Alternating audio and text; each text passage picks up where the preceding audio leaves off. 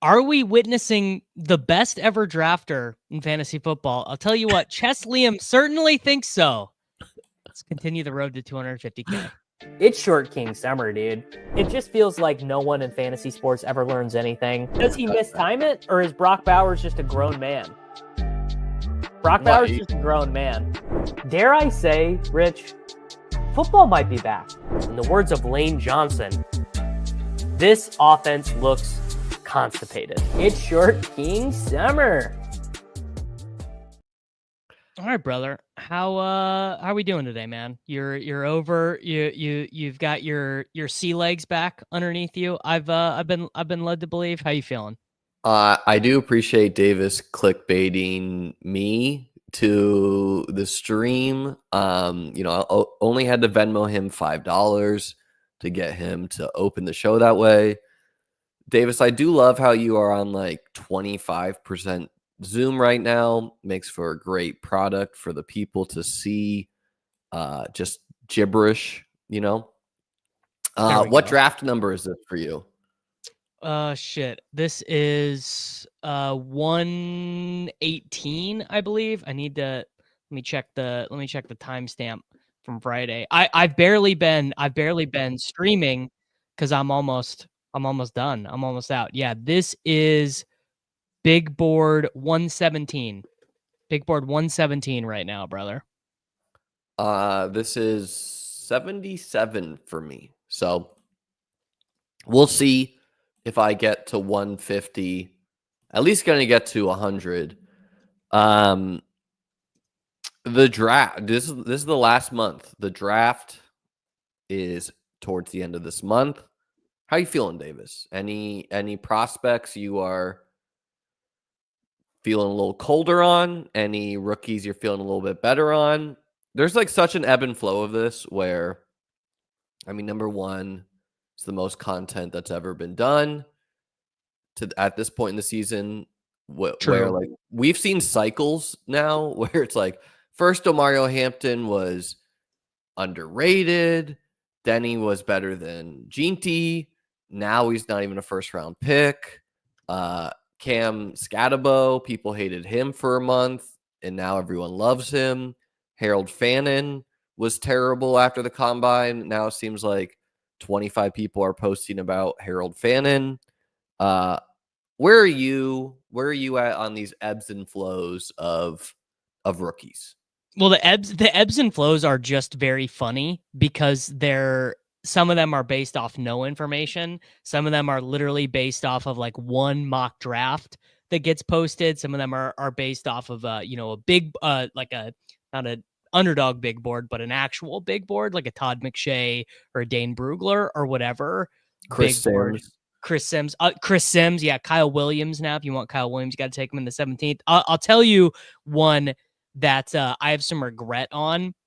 The week where everyone decided they didn't want to take Travis Hunter because he was listed as a cornerback at the combine, that is one I wish I had back.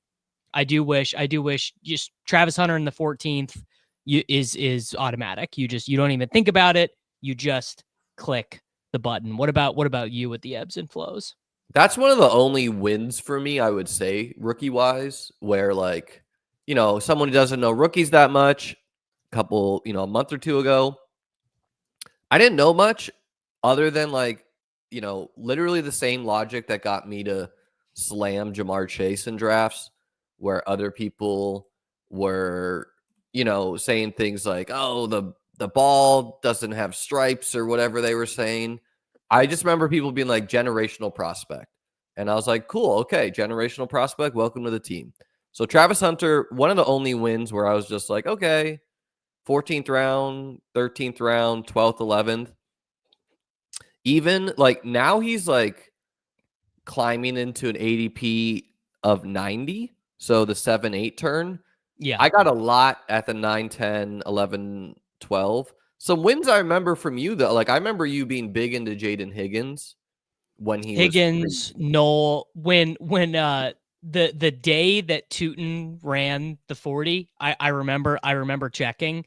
I had 14% of like a mostly, like a half drafted Bayshell Tootin. Now Tootin is I think the running back was he the running back 40 or something like that. Now, granted, I also have a huge bag of like LaQuint Allen, who is not, he was like fine at the combine, but is almost for sure going to be a day 3 guy. Like no chance of being a day 2 guy. Gunnar Helm. Now, who knows what ends up happening with Gunnar Helm, because it looked like he literally broke his ankle before he did all of his drills. I liked Restrepo a little bit early on, and I mean that is looking like it's going to be a giant L.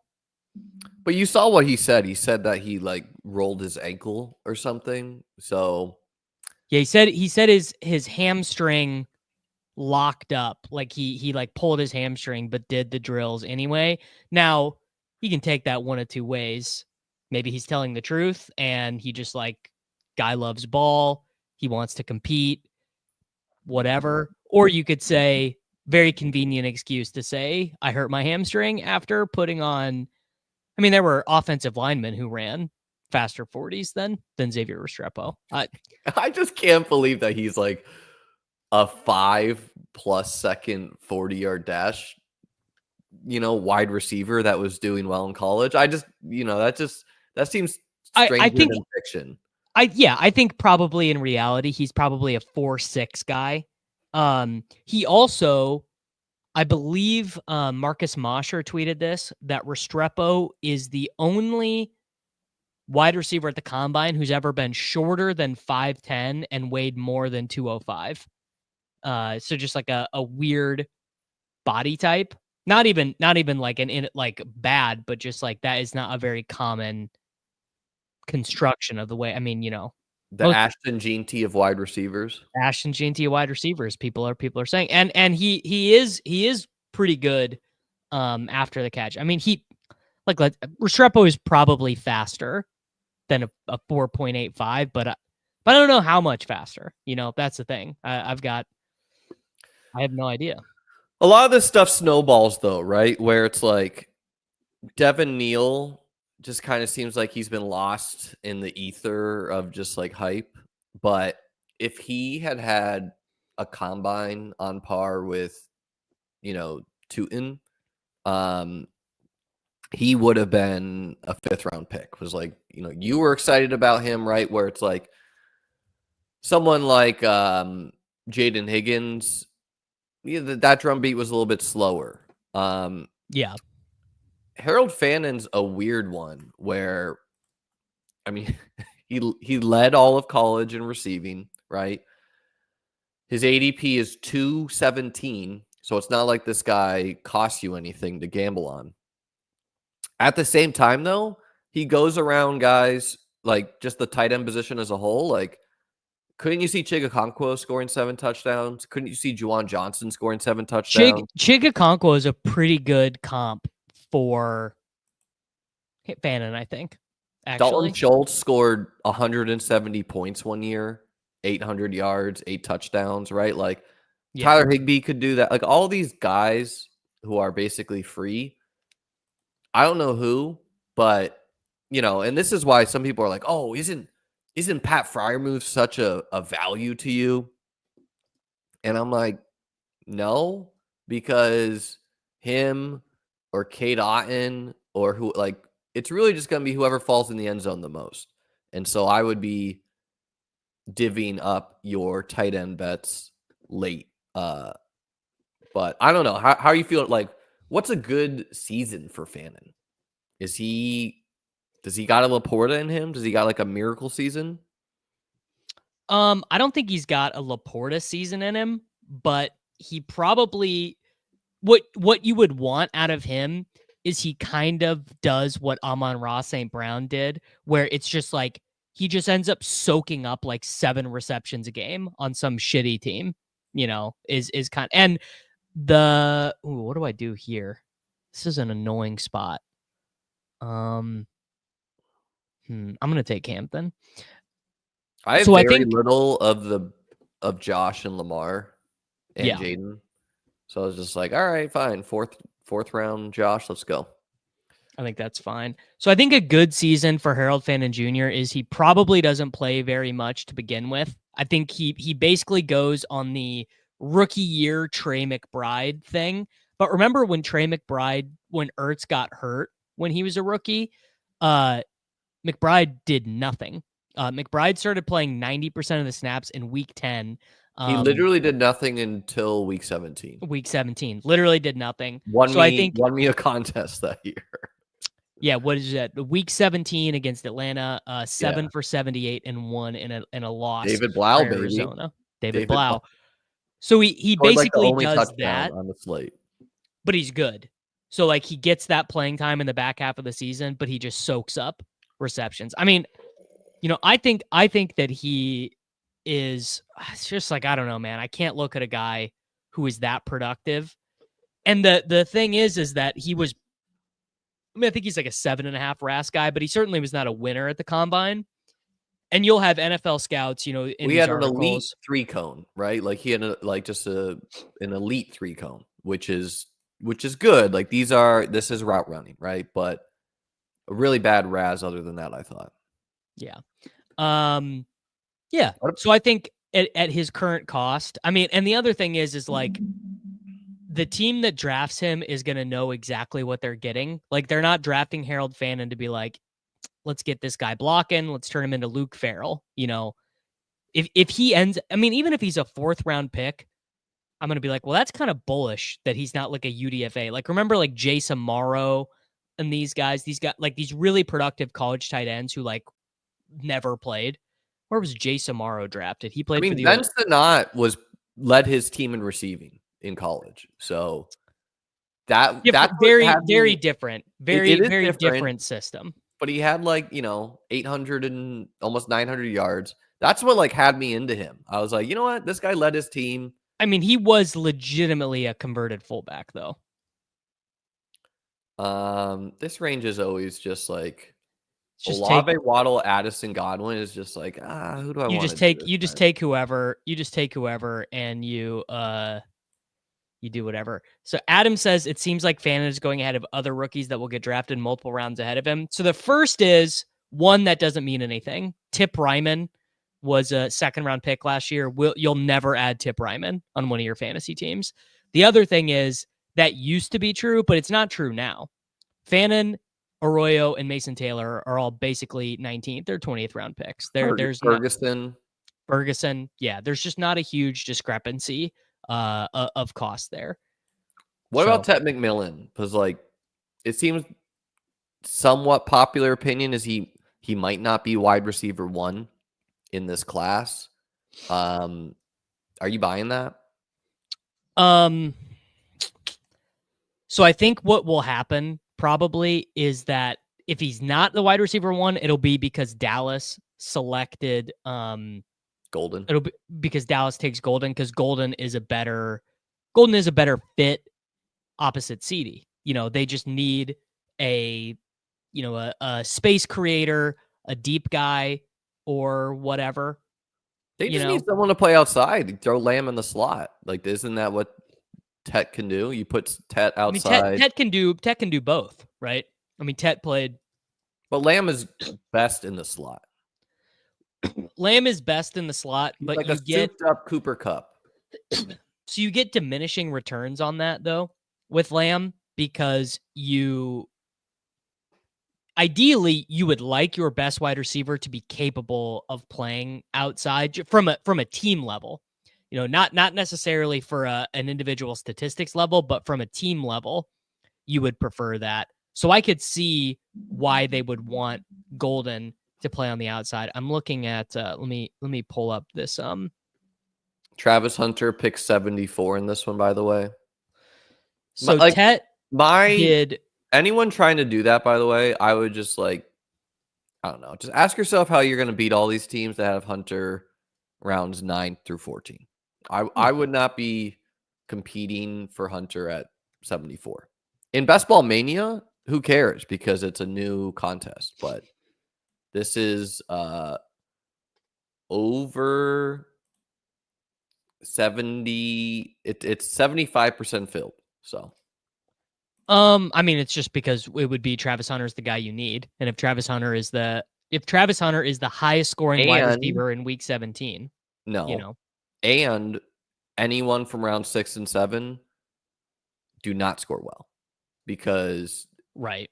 and are not represented. Which is, I don't know. Look at round 6 and 7. I mean, that's a good round, I think. Like, yeah, there are a lot of like landmines, if you would, yeah. where the 3 rookie wide receivers go, Kamara goes, David Montgomery. But you could see, like, are you going to be shocked if Sam Laporta scores 2 touchdowns? No. George Pickens? No. Ricky Pearsall? No. Brandon Ayuk? No. Hawkinson? No. Alvin Kamara? No. Right? Like, you could see someone winning contest in this range pretty easily. Yeah. I almost took Burden over Judkins there, and then he fell back around to me. So that we call that a happy accident. Yeah, there are drafts where Burden, Golden, and Egbuka a little bit free fall. Yeah. I mean, Burden is my favorite for fantasy out of those guys. I mean, I think he's got a crazy ceiling. Also, looking at some of the teams that might take him, there's a chance that he could be the wide receiver 1.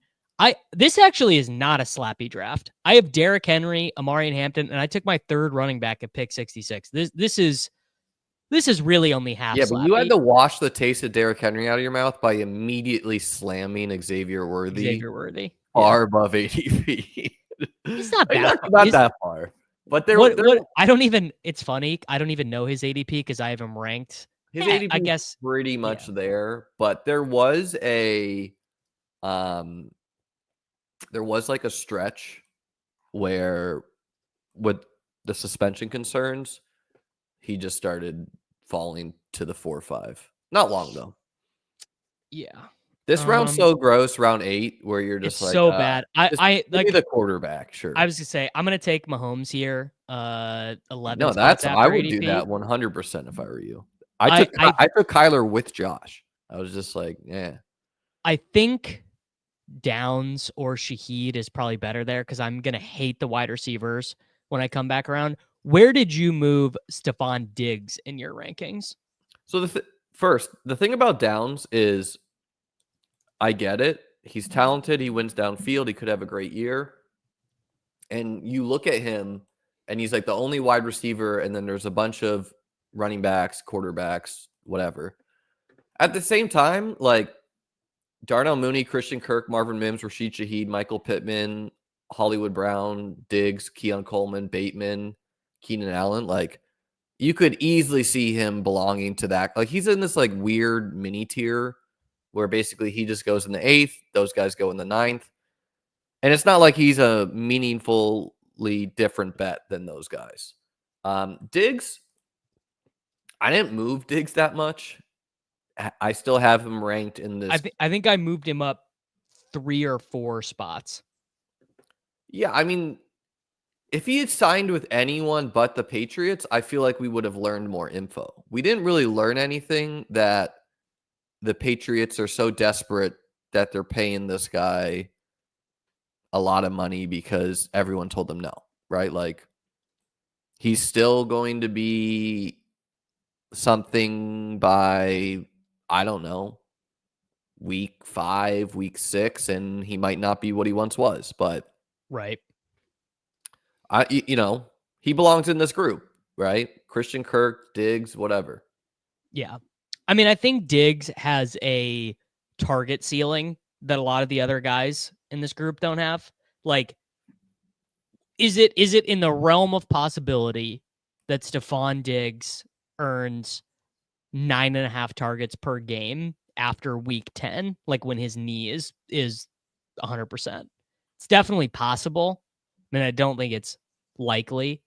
Part of it depends on, what do you think about May? Like, do you think May is the type of guy who can make a good but not great wide receiver have great stats? And I mean, I think the jury's still probably out on that. I believe in May quite a bit. I just don't, like, if you want to pull up Diggs just to correlate his ADP with Drake May, that's logical to me. And whatever, round 10, things are getting so cheap that it doesn't really matter. I think Mark Andrews is comfortably going to be a Raven now. There was like a little bit where looked like he could have been moved, but he is pretty cheap. I think it's my first Mark Andrews team.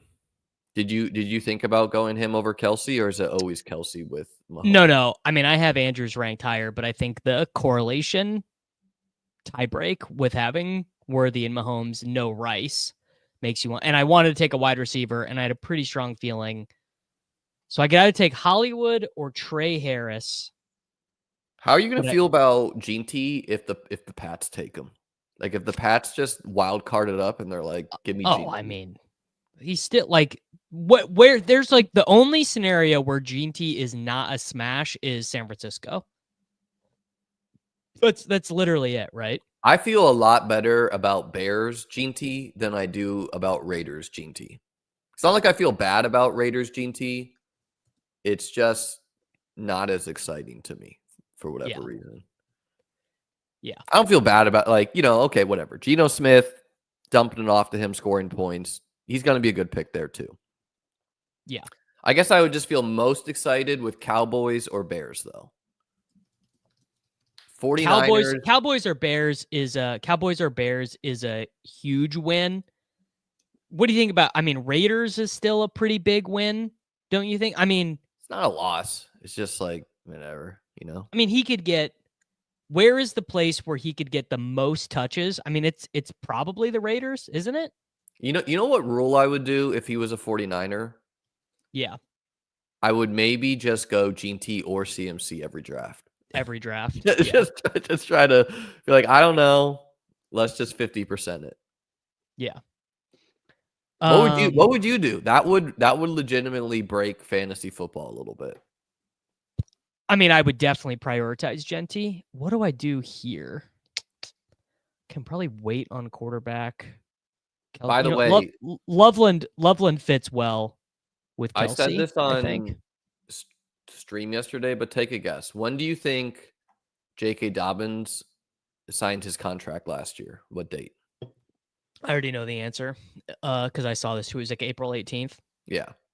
So, I mean, like, look, he's falling, but he wasn't even signed this time last year. So I do think he'll sign a little bit later than that this year. Like, I think he showed enough where he could kind of wait post-draft where if you're just like super desperate, you sign with anyone.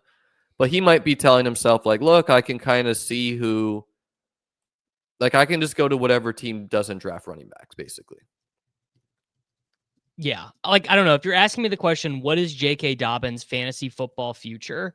I would say huge swaths of the time, you are not interested in having him on your fantasy team. Either he goes somewhere like a la Kareem Hunt or like late career Le'Veon Bell or like Devon, like these guys who used to be really good, or he signs somewhere as a starter and then he gets hurt again, or he goes back to the Chargers where he just was and is in like the world's grossest, least glamorous timeshare of all time where he doesn't have a monopoly on the goal line work.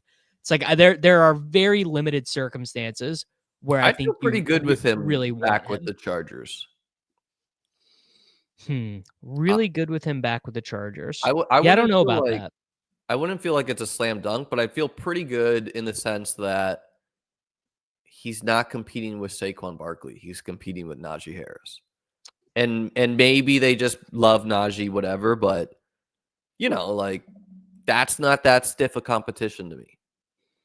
No. I mean, I guess the thing is that, kind of our memory of who JK Dobbins is a little bit anchor effecty based on how he was. Remember, he was so good the first 2 games of the year. I remember because I faded him and I was like, this is going to go bad. But I mean, he held up enough, right? So, I mean, he had more games with fewer than 3.5 yards per carry than games with more than 3.5 yards per carry. He did do some good work as like a dump off artist, but didn't have more than 30 receiving yards in any game. I mean, basically, he scored some touchdowns. I mean, really at the end of the day, all these running backs have risk though, right? Like DeAndre Swift, he could be a remember that guy, I mean, Tank I think DeAndre Bigsby, Swift is already a remember that guy. he could be a remember that guy. Yeah. Zach Charbonnet is literally the number 2 in all likelihood, right? Yes. Tajay Spears could go to 0. Tootin could be the most overdrafted guy. Yeah, I mean, I this don't know. it's a bad range for running backs. It's why I take quarterbacks there. I take like from rounds like 11 to 13. I'm taking quarterbacks and tight ends a lot. Once Trey Benson starts getting selected, it's like, dude, what did Trey Benson do to warrant an ADP?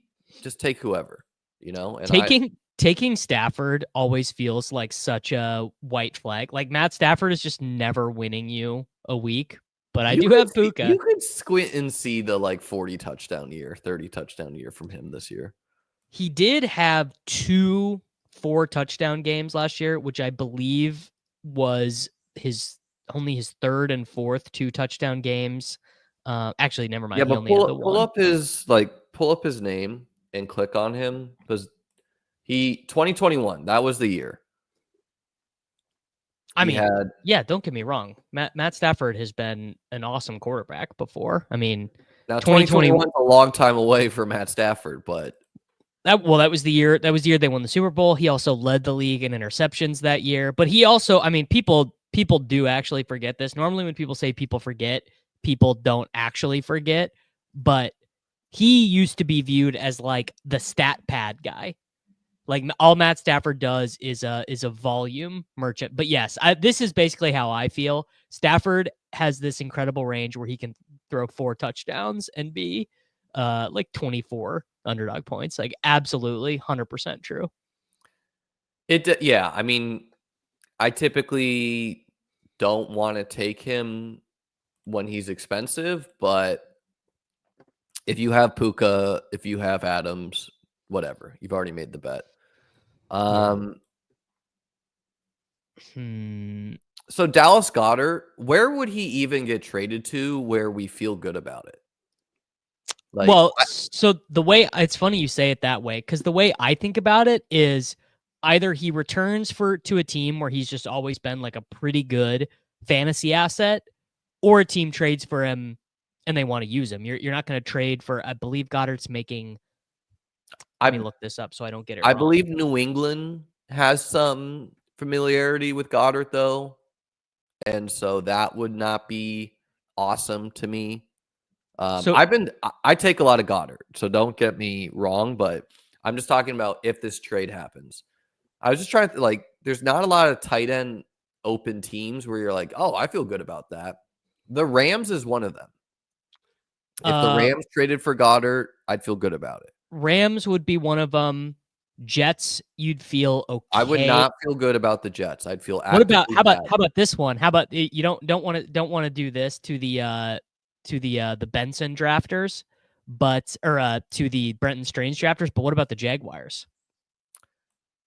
That'd be so weird though, man. Like they cut Ingram just to cut Ingram to get Goedert.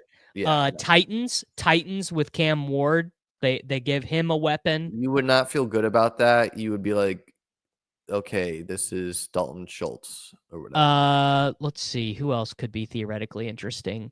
The Colts, you would feel actively bad. Like a Tyler Colts, you'd feel actively bad. Colts, you're not feeling good, folks. Seahawks would feel bad as well. Seahawks, I would feel pretty decent. Chargers. I thought they have like a billion guys, but they signed Conklin. Maybe Falcons. I would feel okay about if they just like swapped Kyle Pitts or something. Well, I mean, I think Kyle Pitts does a good job swapping himself. This is a weird team I've built. I don't know if we need to be worried about Mr. Conklin. I think they re-signed Disley too. Well, Disley, yeah, I mean he's going to be on the field blocking. I don't know. It's like New England. It wouldn't be a death blow, but they just seem like a team that seems somewhat likely. I'd feel good if the Commanders did it, but like division opponent. I'd feel good if the Cowboys did it, but division opponent. The Bears, I don't see them doing it, but I'd feel somewhat good there. Bears, yeah. I mean, I think didn't What they if the pay? Panthers Didn't do they it? pay Komet? Panthers, sure, yeah. Why not? They paid Komet, and then they ran Gerald Everett over Gerald him. Everett, yeah. But that was a oh well, whatever. Who's that Shane Waldron thing? He just loves Gerald Everett. He brings him everywhere with him. Yeah. What's Shane Waldron's job right now? Shane Waldron is currently employed as oh, that's right, passing game coordinator for the Jacksonville Jaguars. Beautiful. Yeah. Yeah, why not?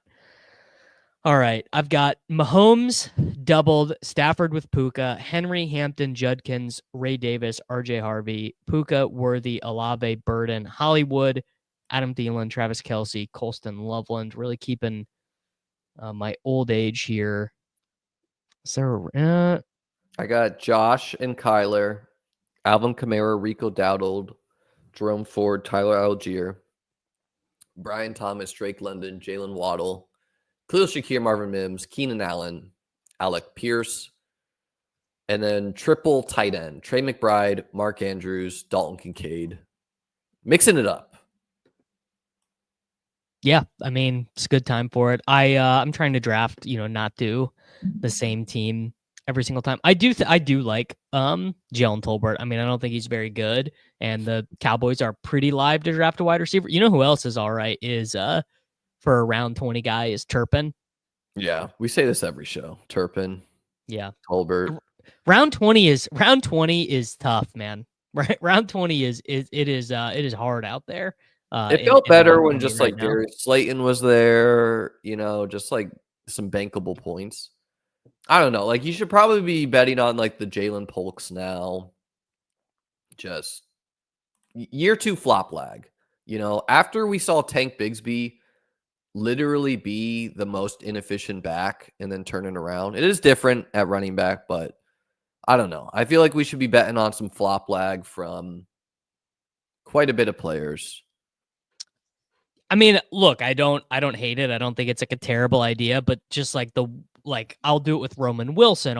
But like Jalen Polk is the one where I'm just like, man, I really do not see it. I'm going to take Derek Carr on this team as a third quarterback with Olave. I mean, he's probably going to be not playing football by week 17, but when you have Matt Stafford, you definitely need I think if Matt Stafford's your quarterback too, you definitely need a third one. And I am kind of done taking Jackson Dart. Like if Dart is a really good fantasy asset, I'll have a bunch of Dart teams from early on, but his paths have gotten way more limited with the Seahawks Raiders stuff and the Giants stuff. Yeah. Well, I don't know because I feel like people are moving away from Shedeur at 1 or 2, or I mean at 2 or 3. Like I see more and more people doing things like, oh, the Browns trade back up to pick 20 to take Shedeur or whatever. If they're taking Shedeur, they're taking him at 2. What if he goes in that Kenny Pickett range, like 20 to 30? The Seahawks would take him because the contract that the Seahawks signed Darnold to is basically the Daniel Jones, Russell Wilson, like we can get out of this if we want to. Well, contract. The Browns have like 10 or 11 picks, so they have the ammo to trade back up. Someone said DJ Chark isn't in the player pool. They are right. DJ Chark is not retired. I just looked it up. It's wild. Got to get him back in. Is he signed on a contract? No, he's a free agent for sure. What about Damian Martinez? Some people are really hype about this guy. How you feeling? It just feels like Damian Martinez is going to be a 4th round pick to a team that plans on using him immediately because he's also a little bit older of a prospect, kind of like Ray Davis, where you're not taking him as a developmental guy. Would be my surmise of who he is. I mean, I don't think he's like great. He what do I do here? Chiefs, Rams, Saints. Could take Brandon Cooks. It's Short King Summer, dude. Tutu Atwell. So Isaiah Bond, I recently saw something on him that like his off-field issues were similar to Jermaine Burton, is what the person literally said. I've also seen him mocked to the Rams at pick 32. So I don't know. Opinions wide-ranging on him. You don't love that he is dealing with off-field potentially, but I don't know. DJ Shark had more receiving yards than QJ in their playoff game. Dude. People forget. I don't know what's with me and betting on these DJ Charks of the world last year. Darius Slayton's. I mean, look, it's like a valuable archetype or whatever when it hits like on Underdog. Like you would rather hit on that archetype of a guy than, you know, a possession slot wide receiver or whatever. So when they hit, they are valuable, but their hit rates are going to be lower because there's a reason they are. It was a weird year last year where there wasn't many answers late in drafts, right? There, you know, Bucky Irving, Tyrone Tracy, these were some good picks. Darius Slayton gave you something. Then there was a lot of Will Shipley's, Luke McCaffrey's. There was a lot of bad. Who I think all the like Will Shipley, Kendre Miller, Marshawn Lloyd, like these are the guys who I just keep on taking, just mixing it up and being like, all right, someone's got to be a good value here. Khalil Herbert, just like RB2s of guys who go high. So Herbert to JT, Derrick Henry's backup doesn't get taken. If it Chuba was a good later, not round 18 or whatever, but he got way more expensive. Rashid Shaheed was not, you know, he wasn't an 18th round guy either. He was late. Yeah, basically, I mean, 18th round picks last year was like, I don't know, I guess quarterbacks are the best 18th round picks, more or less. Bo Nix was a good pick. Was Drake May a good pick? Depends on where you got. I mean, for like Karain, who had him really high in his ranks, not so much. But if you were taking him in the 17th round, sure. Jonnu was the smash. Yes. Yeah. And there was like a limited window where you could draft good teams too. Or what do you mean? No, like you could draft complete teams is more what I'm trying to say. Yeah. I'm gonna do Keaton Mitchell in this one. Probably a 0, but yeah. Here I'll take a guy I don't have very much of. There's a slappy bumblebee room for me. Nate was not a good pick wherever you took him, by the way. I think he was a good theoretical pick. He was definitely a good theoretical pick. All right, Mahomes, Stafford, Carr, Henry, Hampton, Judkins, Ray Davis, RJ Harvey, Taj Brooks, Puka Nacua, Xavier Worthy, Chris Olave, Luther Burden, Hollywood Brown, Adam Thielen, Jalen Tolbert, Tutu Atwell, Travis Kelce, Colston Loveland, and Mason Taylor. Break down what you got for me here, brother. Pull up here's a draft I completed on August 30th. I'm just going to read out the 17th and 18th round. Okay, starting in the 7th, and this was the last draft I did that advanced. So this was drafted August 30th. Diami Brown, 17th round. That was actually a good pick. Yeah, a guy who was on the field. Yeah. Luke McCaffrey, no. Van Jefferson, no. Derek Carr was the nuts, then got hurt. He was the nuts for about 3 weeks. Yeah.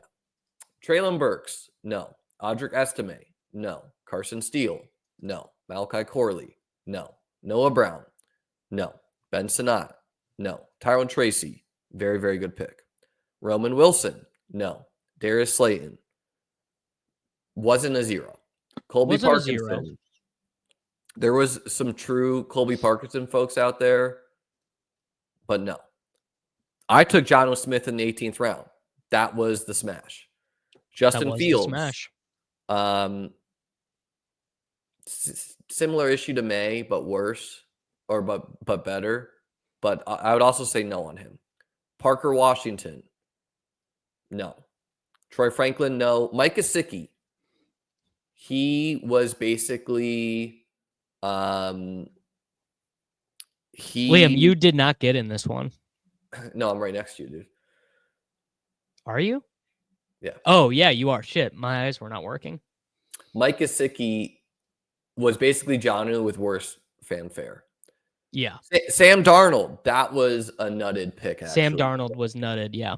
Damian Pierce, no. Keaton Mitchell, no. John Mechie, no. And Will Shipley, no.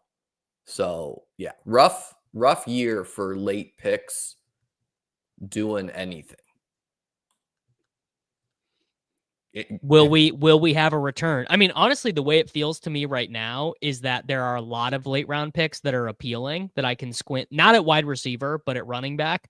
But the thing is that is going to shake out in a major way after the draft. Like some of these guys that I think are live right now are going to be mega dead. You know, here's an interesting one. If the Ravens don't take a running back at all, Justice Hill, Keaton Mitchell are like.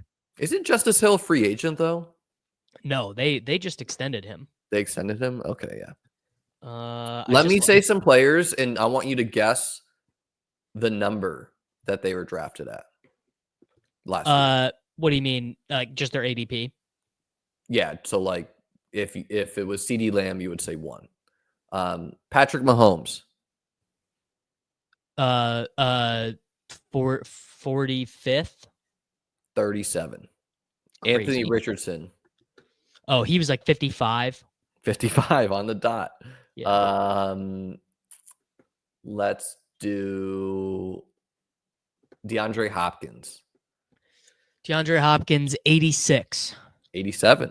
Curtis Samuel. Curtis Samuel was like 94. 93. Raheem Mostert.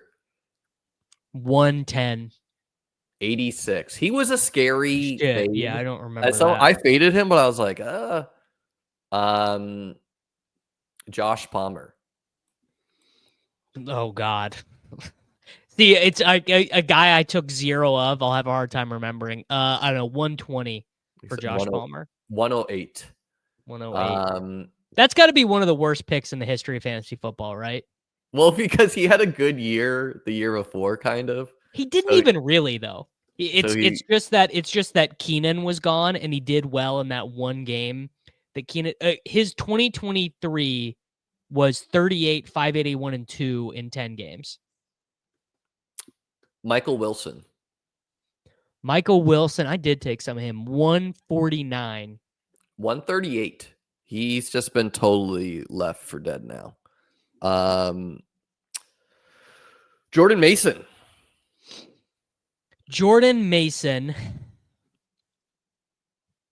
You're looking at a board after Elijah Mitchell got injured. Yeah, this was August 30th. 162. I took him at 154. Javonte Williams. He was like the running back. 33. Does that sound right? 117. 97. Some people love him. Jesus, man. Zamir White. Oh, God. Okay, I take it back. Josh Palmer was not the worst pick in the history of fantasy football. Zamir White was the worst pick. Dude, he was like a 10.0 Raz guy, but no, yeah, he was really bad. 773. 98. No. So people at this point in August, people had started to realize it wasn't going to happen. Najee Harris last year, 80. 74. Good to see everyone's learned their lesson with Najee. Right back to 74. How about Blake Corum? Blake Corum, shit, I took a lot of him. Blake Corum, 127. 115.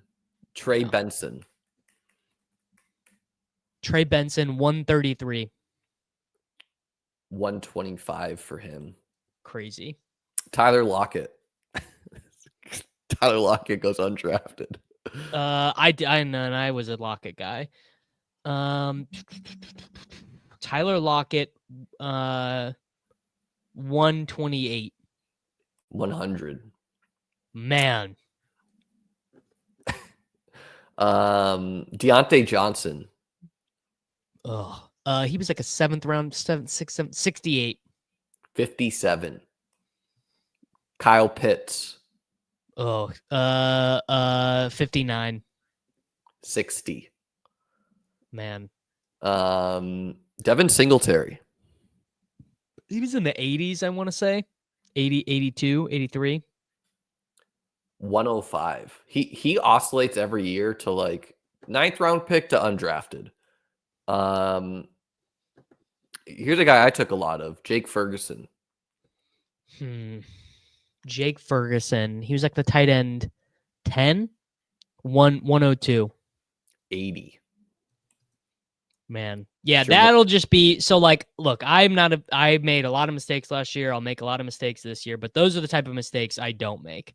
I don't take volume based guys in like if I just think a guy sucks. I think that one would have worked out better if Dak didn't get hurt, right? Like I do make those bets, and for me, it's like okay, it's CeeDee Lamb and who? Like I'm not taking Brandon Cooks at pick. By the way, Brandon Cooks, where do you think he went? Oh God. Where did Michael Leone have him ranked, and where was he drafted? 116. 137. How about Mike Williams? This is the one I did too. Oh my God. Yeah. Again, I mean, I probably didn't click Mike Williams once in 1,000 drafts. Jets Mike Williams was a 12th round pick, 139. 127. Darnell Mooney. So there's one I missed on. That is the example. So like Darnell Mooney is like an example of like the Jalen Tolbert bet, but it hits. Like just there's the ball has to go somewhere. Darnell Mooney was the wide receiver 50 something. I liked him because I thought he was like Kirk Cousins, Jordan Addison, which is 142. Like on the dot, 142. Jalen Polk. There's a mistake I made. Jalen Polk. Was Crane in this draft? No, this was just me and randos. 125. 1, 2, 1. I'm pretty good at this game. You got a lot of numbers like within 1 or 2.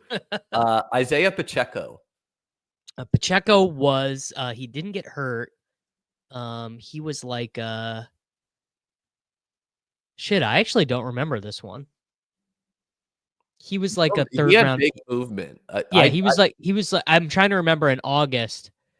33 on the dot. Yeah, he actually would go 2-3 turns at times. Cooper Kupp.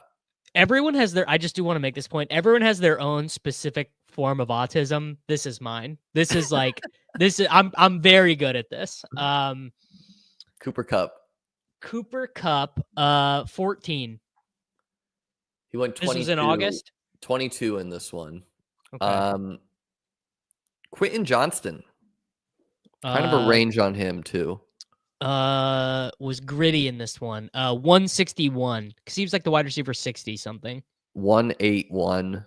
181. I can't stop betting on JMO, man. Just like it's hard to get out of your head that he can just drop 50 any given week. Guy scored a 70-yard end around when Hendon Hooker had to come into the game. That is the JMO play that really sticks out to me. Was Jared Goff has to go for a concussion check. It's like the Lions don't get anything out of this possession. The game is over. And Boom. JMO comes in and scores a 70, and they were not able to do anything with it.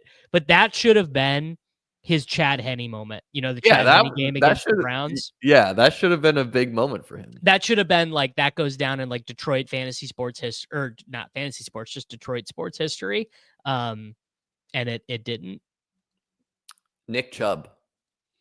Oh, Nick Chubb. So this was in August. August This board 30th. you're looking at. Man, he would have went way up. He would have been like 110. 132. Okay. Ezekiel Elliott. God, I don't know. Where were people? Was he Dude, drafted last year? Like the worst all-time year for just like every year there are bad picks, but I think last year was and it makes me especially bad. This is making me angry because I faded so many of these obvious landmines and still got just absolutely you want me to say some ones you were into? Dontavian Wicks. God, if I was in 92, probably 110. Adonai Mitchell. I'm sure you were into that a little bit. Yeah, oh, for sure. He was like the wide receiver 60, maybe off the top. Maybe that's wrong. Maybe 80 Mitchell, pick 119.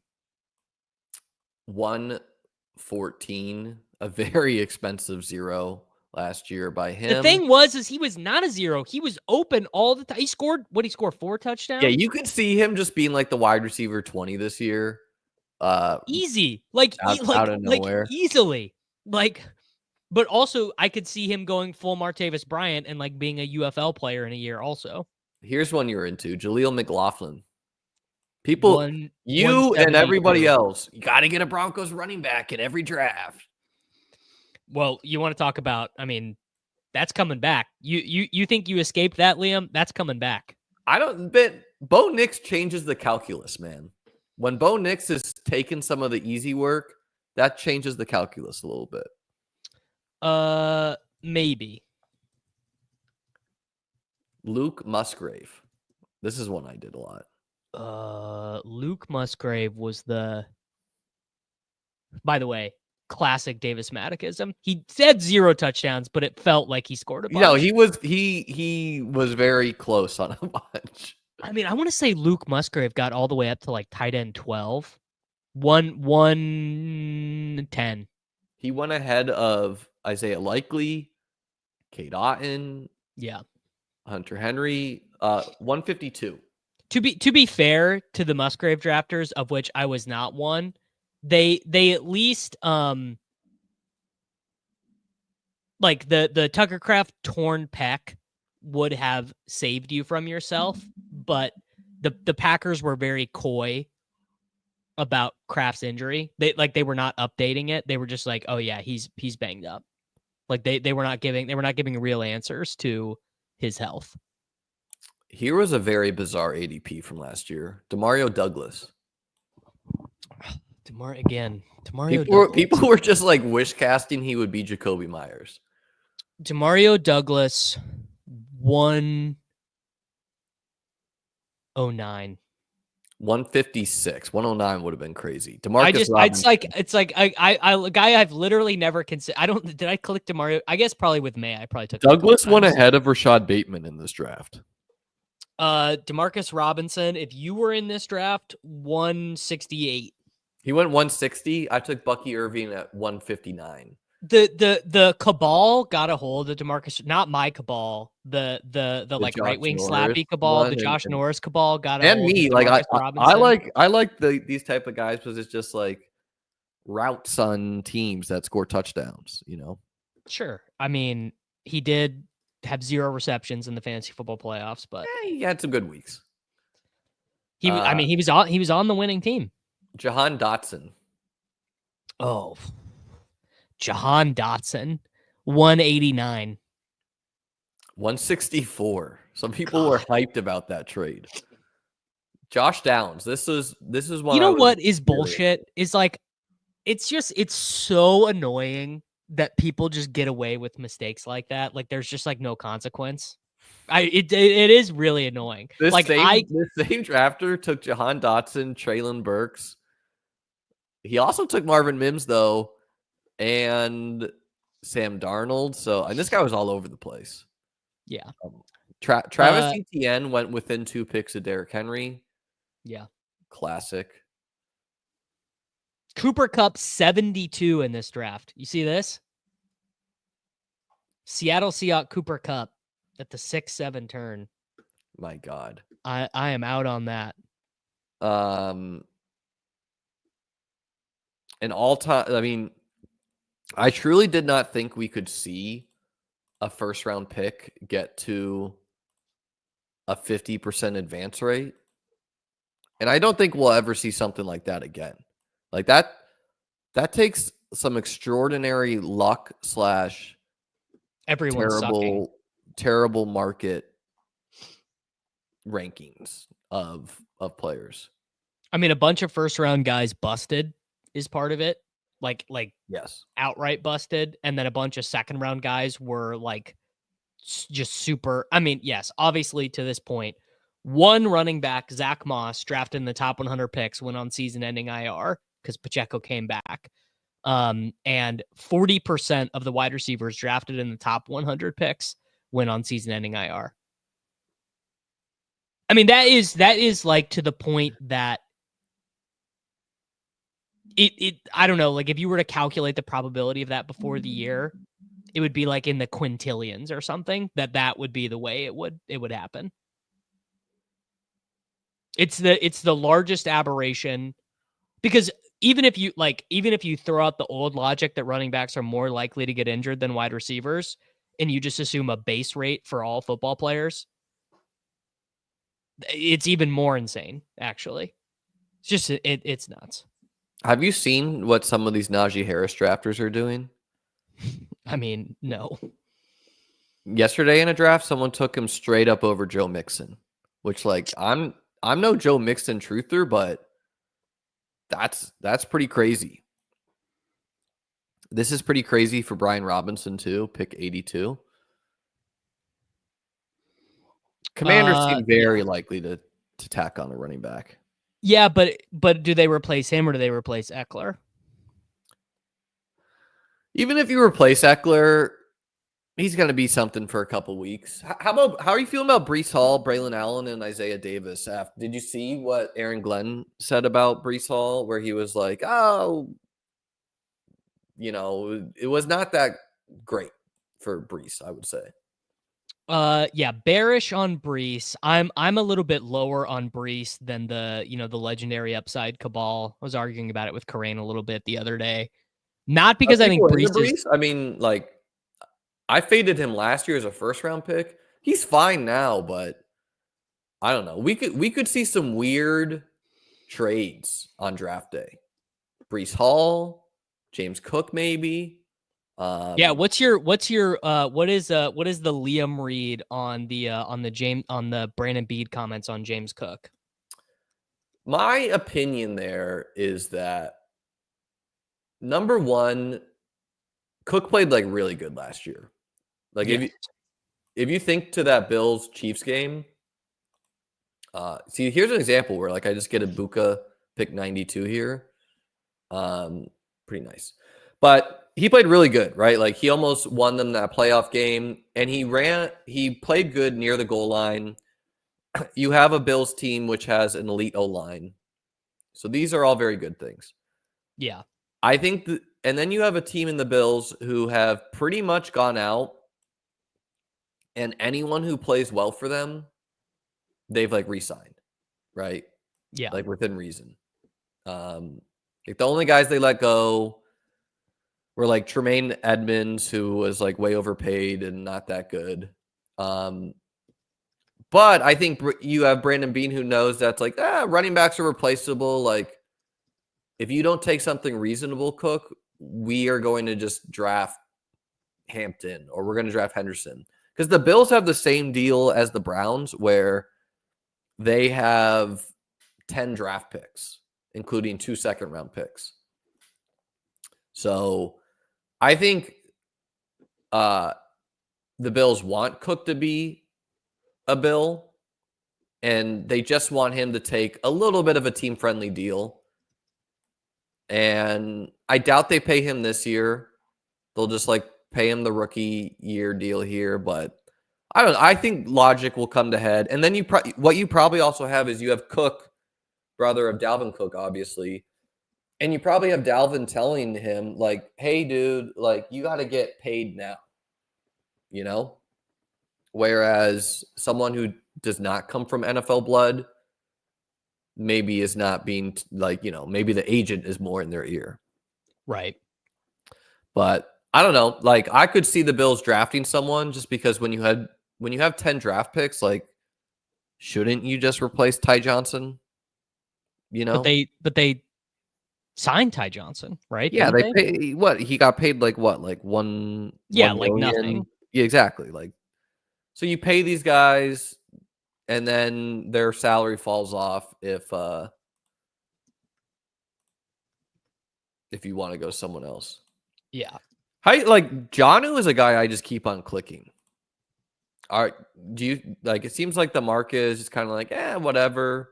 I didn't take him this time. I took Love, but I don't know. Hard to get out Jonnu and how good of a fit he was in Miami, from my mind. How you feel about Mr. Jonnu? So I feel differently. I feel a little bit differently there because I feel like I'm kind of just throwing out the results of the 2024 Miami Dolphins. Like Tua, immediate scrambled egg brain in that game against the Bills, throws them in a huge loop. They basically have to reconfigure their entire offense on the fly. They tried to run the same offense with Huntley and it didn't work. They had to totally simplify everything. Everyone's off rhythm. A-Chain suffers the concussion. Jalen Wright is no good. Raheem Mostert is cooked, so they can't really rely on the like dynamic. God, Jordan Mason at 107. So they can't rely on the running game anymore. The offensive line is like the worst offensive line in the NFL. Tyreek injures his hand. Like, it's just all a mess. And basically the only thing Mike McDaniel could figure out that worked was like screens to Jonnu Smith. That was like the only way that they could generate positive yardage. And my bet, and maybe it will be a bet that doesn't win, is that the Dolphins offense looks more like the 2023, 2022 version, where it's more Reek, it's more Waddle. A-Chain gets less volume as like a pure, like between the tackles rusher. And it's more like whether it be Wright, whether it be someone they draft, whoever, there's more in between the tackles for them. And A-Chain gets more of the stuff he got in 2023. And that just leaves less on the bone for Jonnu. But I mean, obviously I could be wrong, but that is just that if I'm assigning probabilities, that is more what I'm thinking. Someone asked, isn't Jonnu similar to the Jake Ferguson bet? And I would say, no, it's very different. The Jake Ferguson bet was really a bet on Dak and, just a bet on the fact that, like, after CeeDee Lamb, no one is that good, which that could have worked. Dak got hurt is what it is.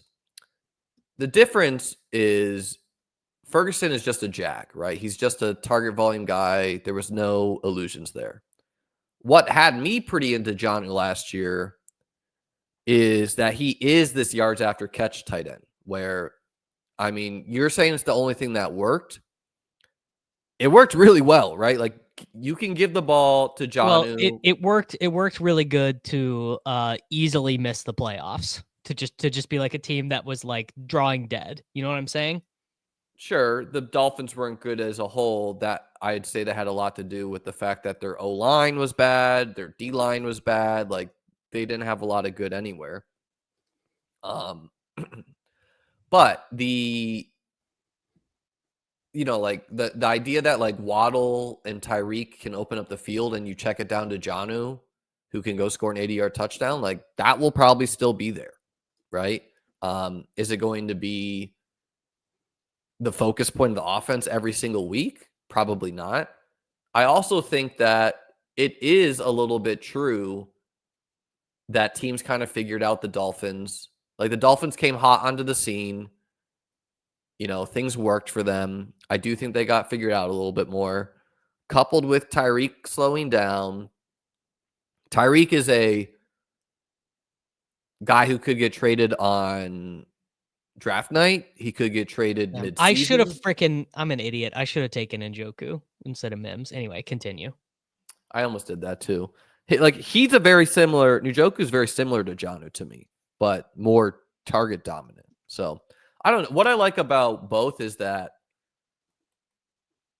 I just think they're pretty good, right? Where I mean, like on Jonnu, he's going to have the weekly ceiling at worst to me.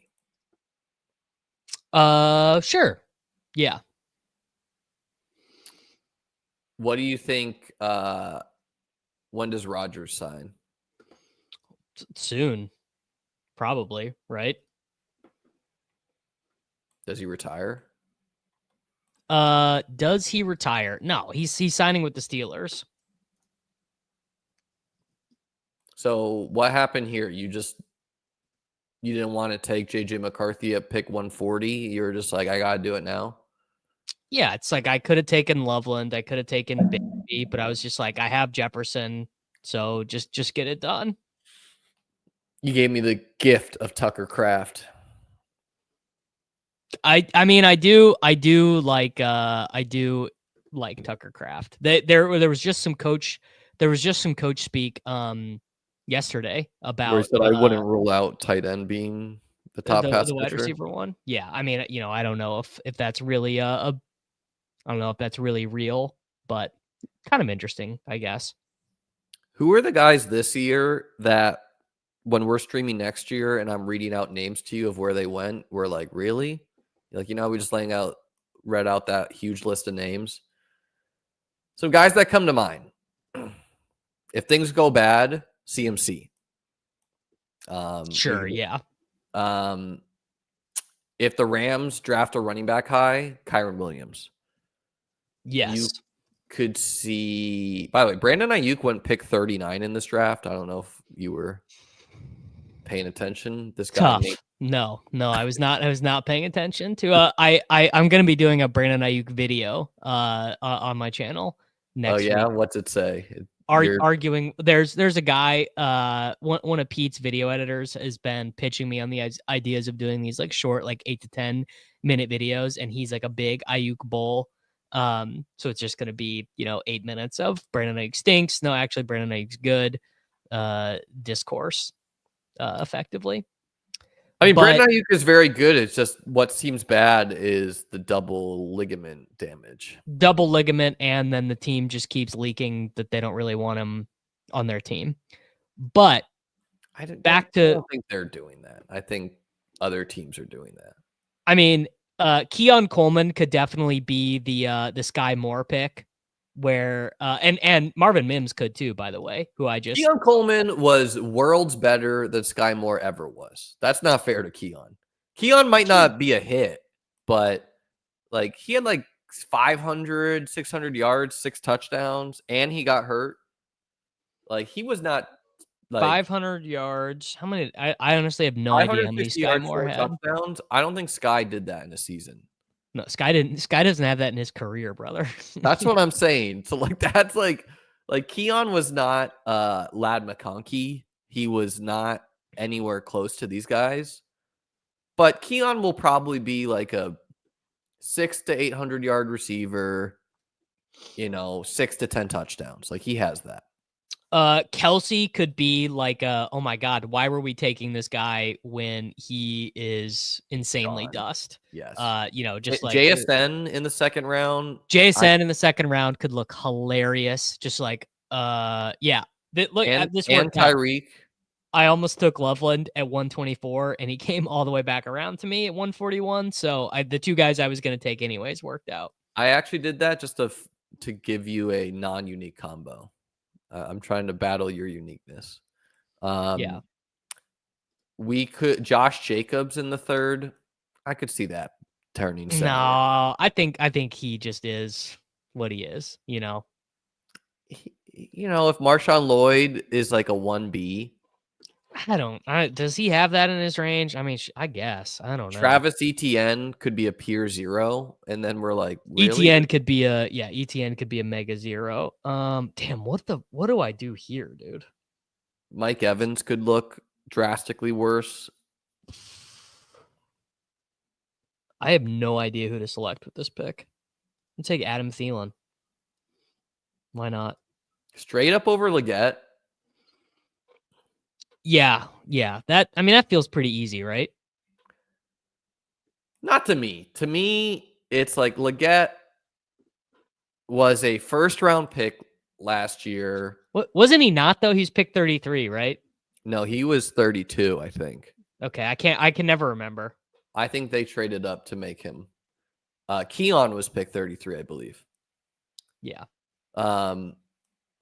But the thing about Leggett is, has Thielen been awesome? Sure, he has, right? That's got to stop eventually, though, right? Yes, eventually, sure. And Leggett is like a similar bet to Keon, 500 yards, 4 touchdowns. Year 2, you could see Jalen Coker could easily be a 0. Like, I know he was good underlying metric. Coker is unclickable. I don't agree with that. If you wanted to tell me at the end of the year you were better off taking Thielen, Leggett, or Coker, I would believe whoever, right? But I don't know. None of them are particularly exciting clicks. I like Thielen as an adult. I have Tet, Pearsall, and Mims, who are all like could just very likely be 0s for big stretches of the season. Yeah, just all this wish casting, and then you just all that is like that group right there is the all wish cast group. So Pearsall's gonna be awesome, or we're gonna be like, wow, that one singular game. That one game. It turns out the 6 weeks before where he got about 2.5 targets per game. Turns out that was more predictive than the one good game against the Lions, who had no reason to care or be playing that game at all. Same thing with Juwan Jennings. He's either going to be an awesome pick or like, maybe the sample. Dude, Juwan, actually, there's the answer. Juwan Jennings could be we got fooled by the 29-year-old converted quarterback who'd been a 5th string wide receiver for his entire career. Wow, you know we just took Demarcus Robinson in the. It's funny because Demarcus Robinson is a 49er now, but that is who he is.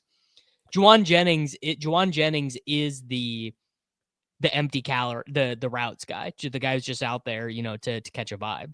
Chuba, if like Rico Dowdle is just straight up splitting it. Chuba, all right, here we go.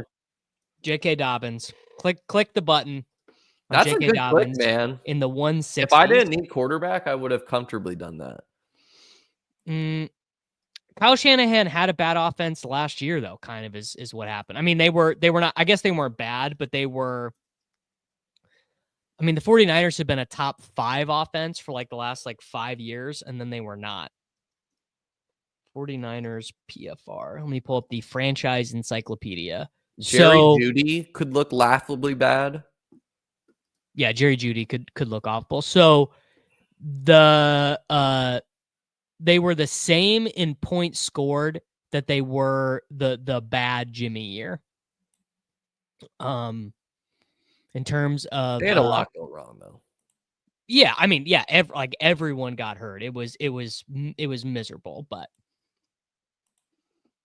wide range of outcomes with Pearsall is really all I'm saying.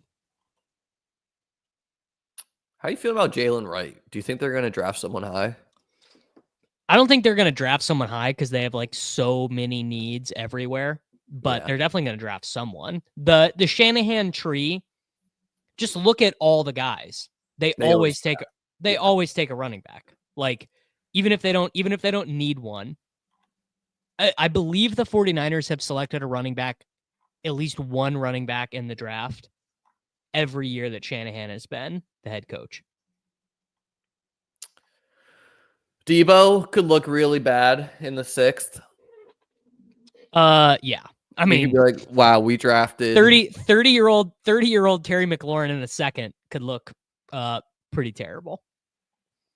That would be more surprising to me if that was really bad. Would it look that much more? Because Terry McLaurin's been in the NFL for a long time. Yeah, but Debo was actually bad last year. So that's what would be the shock is wow, I took someone who was bad last year in the 5th.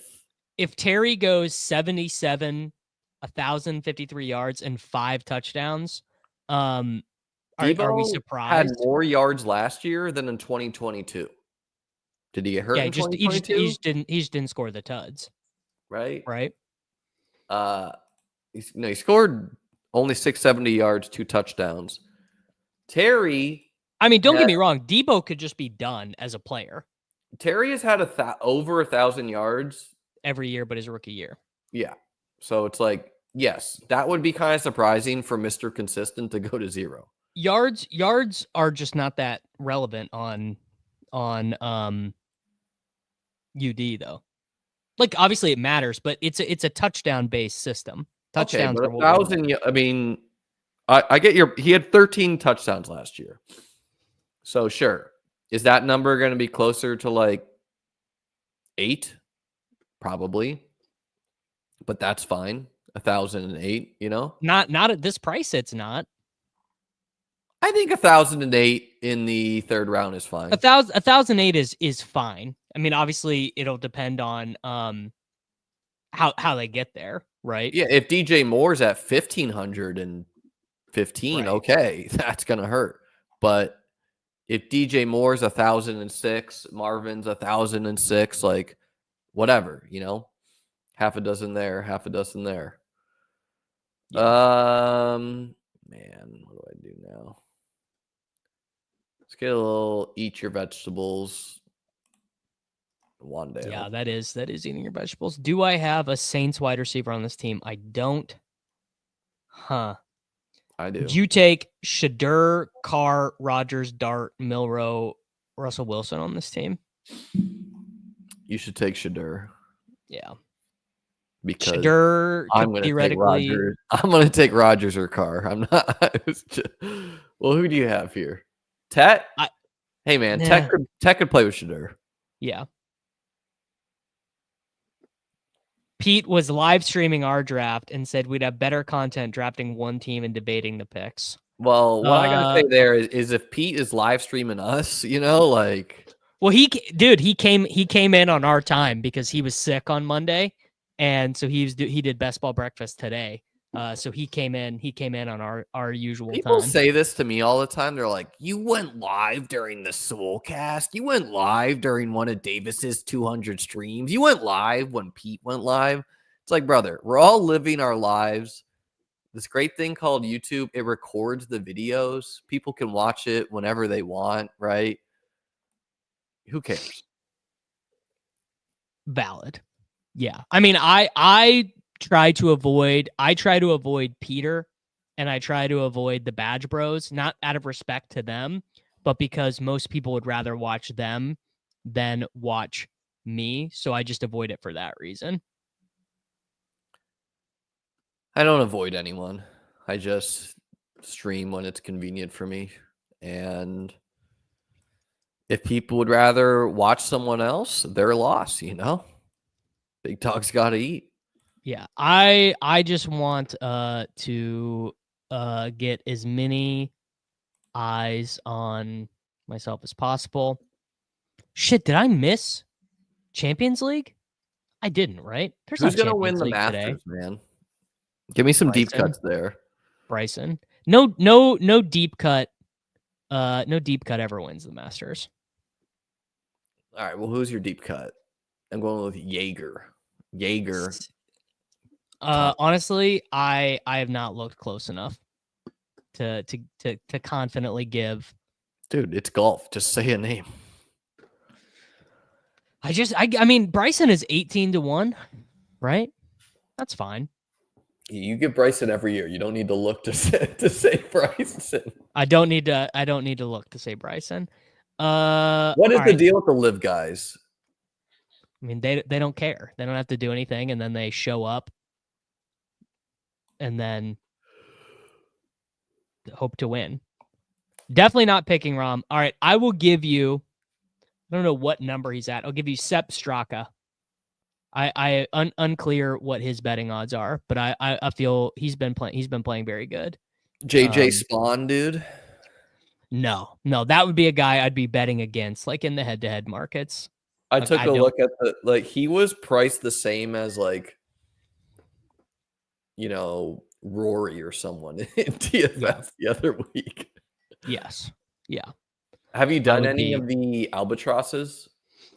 No, because I'm right now. What I'm drafting is I'm doing the daily baseball drafts. So I haven't had.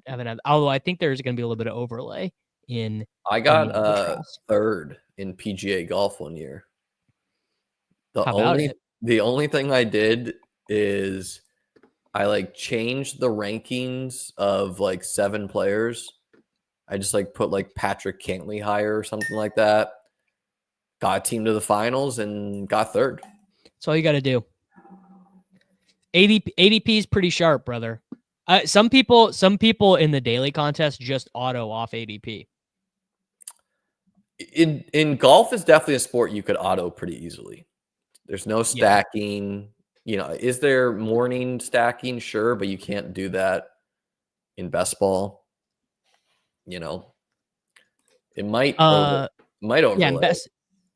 Yeah, I think there will be some overlay in the golf stuff. Just such an edge to get Scotty. Yeah. Although he is not playing to quite his usual standard right now, which is sort of interesting. He's not won yet this year. This could be a good Restrepo team. I'm probably not going to do it because I just took Harold Fannin. Who's a guy who could conceivably play with Shedeur?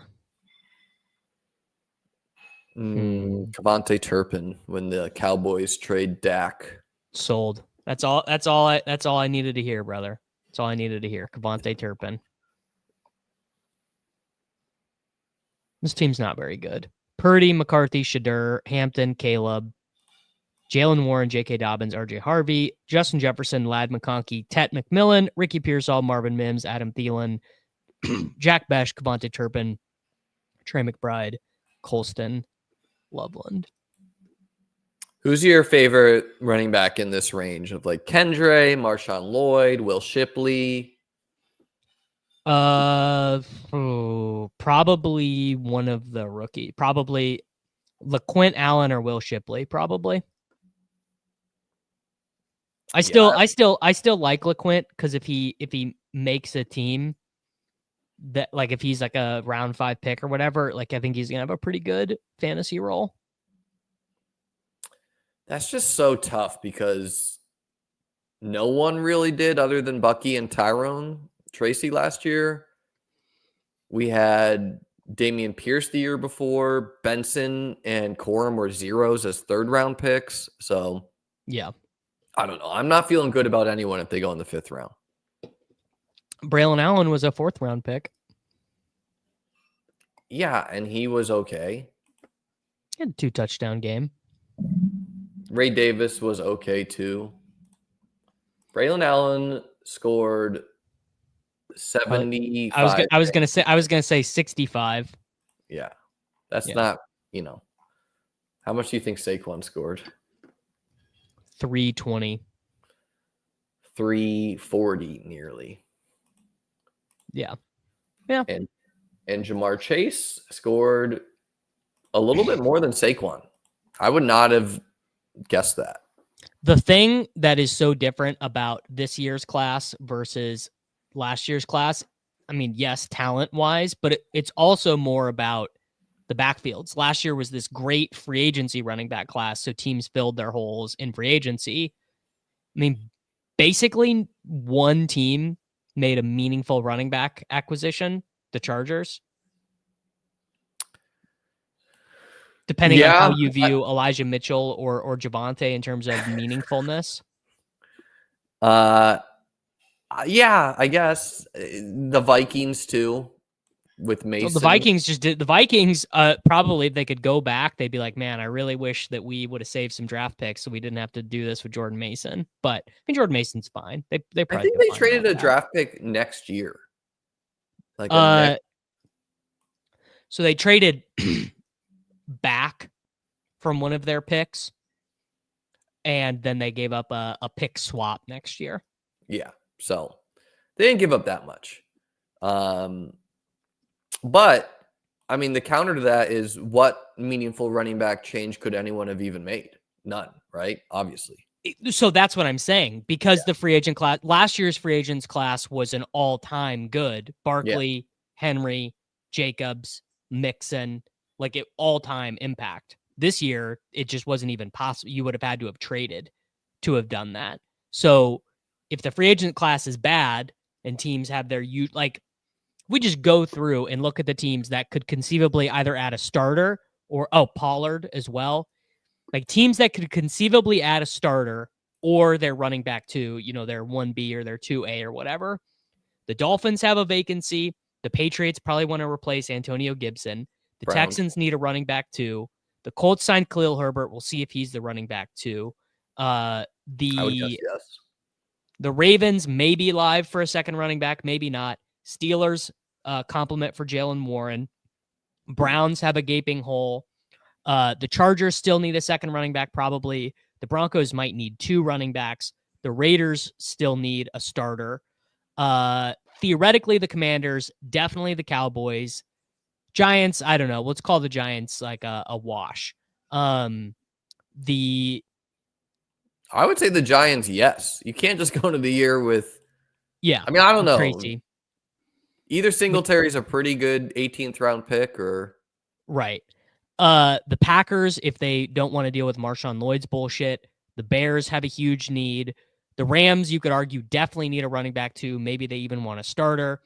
And so that is just of teams that are likely to want a running back for one of the roles. That's just likely. That doesn't go into like, just a bunch of random stuff happens and a team that thinks like we think they have a settled backfield.